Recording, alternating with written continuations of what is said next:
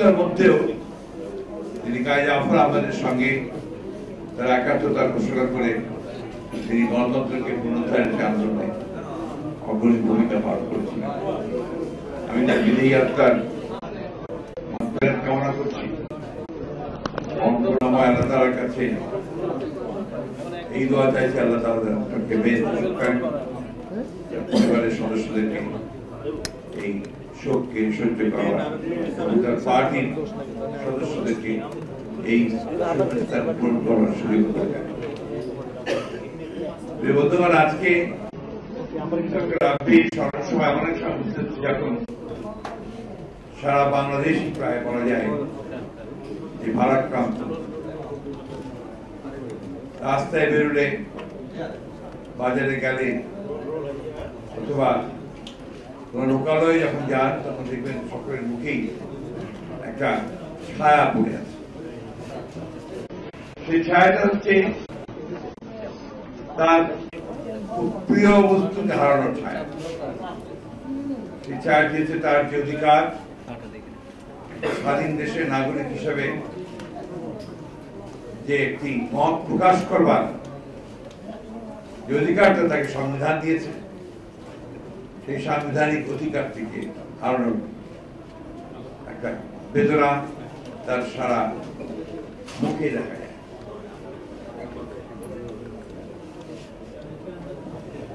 এই নির্বাচন যেটা হয়েছে, এটা ইতিমধ্যেই বাংলাদেশের জনগণ এবং আন্তর্জাতিক বিশ্ব প্রত্যাখ্যান। এটা নিয়ে কোন প্রশ্নের সুযোগ আছে বলে আমার কাছে মনে হয়। বাংলাদেশের মানুষ নিজেরা প্রত্যক্ষ করেছে, তারা দেখেছে যে এটা নির্বাচন হয়নি, একটা তামাশা হয়েছে, একটা প্রহসন হয়েছে, এবং এই প্রহসনটা একটা নিষ্ঠুর প্রহসন, ক্রুয়েল মকেরি, যে মানুষের অধিকারকে হত্যা করা। এটা আওয়ামী লীগ কেন করল? অনেকে এই প্রশ্ন তুলেছেন যে আওয়ামী লীগ এইটা কেন করল।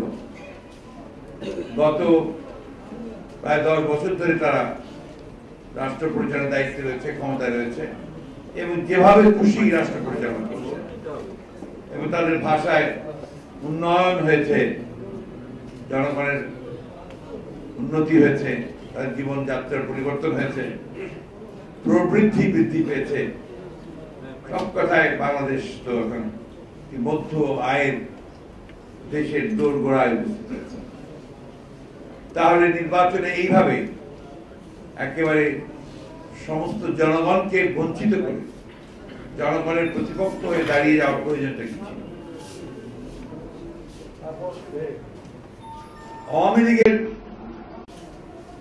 একটা বড় ক্ষতি হয়ে গেছে।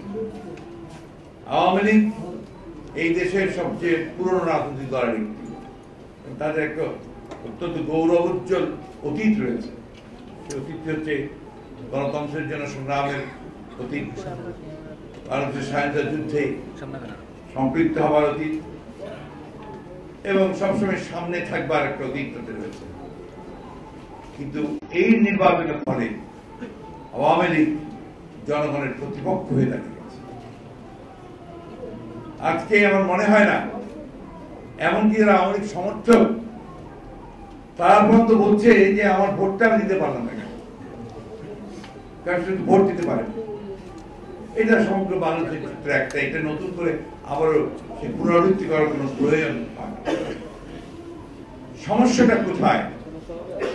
সমস্যা হচ্ছে যে আওয়ামী লীগ তার স্বভাবজাত যে চারিত্রিক বৈশিষ্ট্য, এটা আমরা 1971 সালের পরে, যুদ্ধের পরে, 1972 সাল থেকে দেখেছি যে আওয়ামী লীগ সবসময় মনে করে তারাই হচ্ছে মালিক, জনগণ হচ্ছে তাদের সত্যিকার অর্থে প্রজাতন্ত্র, তারা মালিক, তারা জনগণ হচ্ছে প্রজা।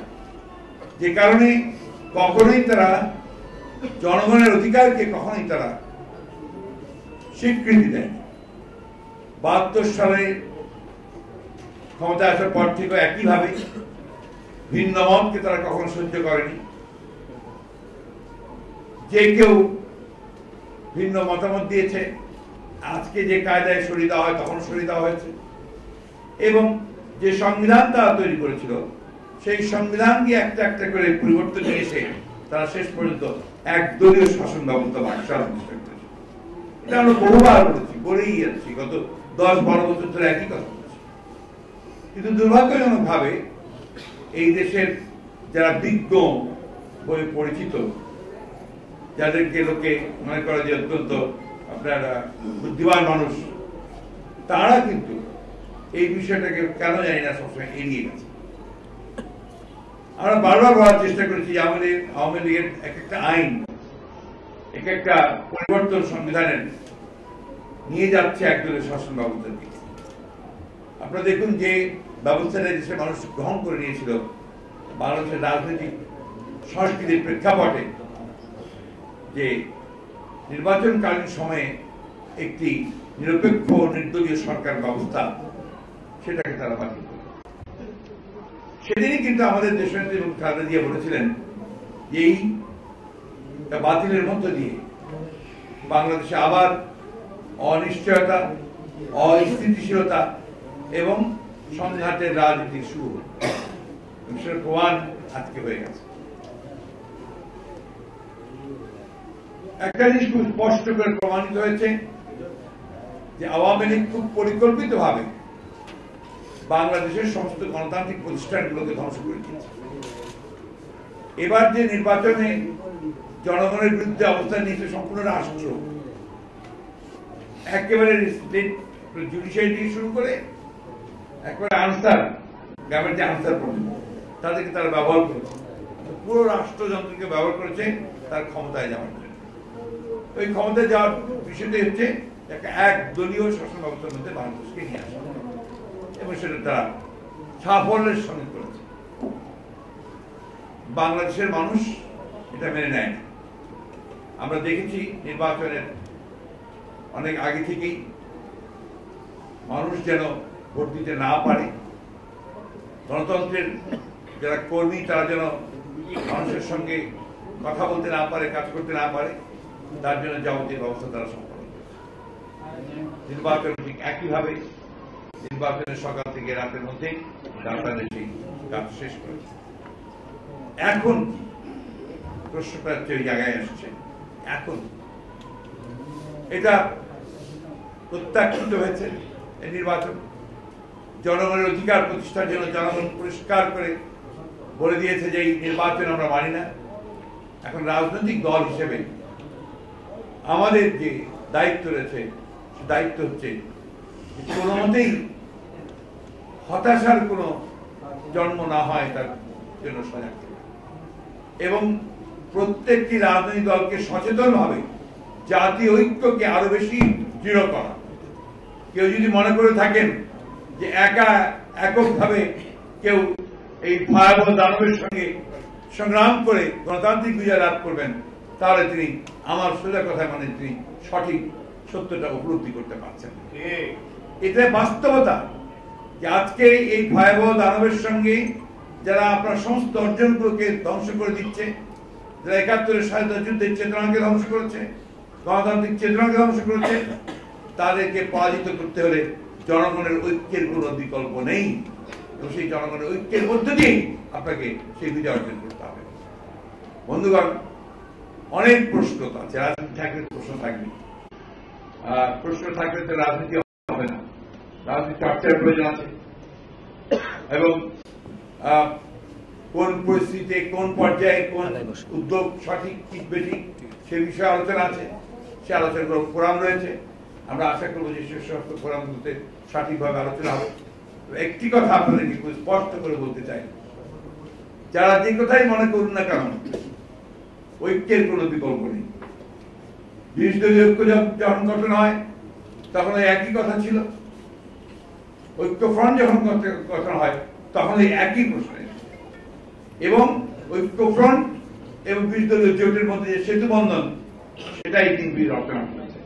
এটার প্রয়োজন ছিল, অবশ্যই ঐতিহাসিকভাবে প্রয়োজন ছিল, প্রয়োজন আছে, এবং আমরা মনে করি আরো বৃহত্তর ঐক্য প্রয়োজন। দেশনেত্রী বেগম খালেদা জিয়া খুব পরিষ্কার করেই বলে গিয়েছিলেন, আমার এখন স্পষ্ট মনে আছে আমাদের এজিএম হচ্ছে সেই এজিএমের আগে যে আমি হয়তো কারাগারে চলে যাব, কিন্তু তোমরা ঐক্য গড়ে তুলবে, সমস্ত রাজনৈতিক দলগুলোকে সঙ্গে নিয়ে একসাথে এই যে স্বৈরাচার ফ্যাসিবাদের বিরুদ্ধে তোমরা সংগ্রাম করে গণতন্ত্রকে বিজয়ী করবে। বন্ধুগণ, হতাশ হবেন না। আমি জানি আমাদের অনেকের বয়স হয়ে গেছে, 70 বয়স হয়ে গেছে, আমরা বোধহয় আর কিছু হবে না, অবশ্যই হবে, কারণ হতাশাই তো শেষ কথা হতে পারে না। আর আমরা যারা বয়স হয়ে গেছে, আমাদের সামনে এখন নতুন প্রজন্ম আছে, অনেক তাদের সামনে বিরাট ভবিষ্যৎ আছে, তারা আরো বেশি ঐক্যবদ্ধ হবে, আরো বেশি করে তারা দেশকে ভালোবাসবে, দেশকে ভালোবেসে তারা সামনের দিকে এগিয়ে যাবে। আমি একটা কথা প্রায়ই বলি, আমার সাংবাদিক বন্ধুরা বলবে যে উনি সবসময় ওইটাই বলেন, বলি এই জন্যে যেটাকে আমার একটা দর্শন মনে হয়। রবি ঠাকুরের কবিতার শেষ দুরন্ত আশা বলে তার একটা কবিতা আছে, তার শেষের দুটো ছত্র প্রায় মনে হয়, যদিও সন্ধ্যা আসিছে মন্দ মন্থরে, সব সঙ্গীত গেছে ইঙ্গিতে থামিয়া, তবু বিহঙ্গ ওরে বিহঙ্গ মোর, এখনই অন্ধ বন্ধ করো না পাখা। এটাই হচ্ছে মূল কথা, পাখা বন্ধ করবেন না, এগিয়ে যাবেন, সূর্যোদয় হবে, সামনের যে গণতান্ত্রিক বাংলাদেশ সেটা আপনাদের।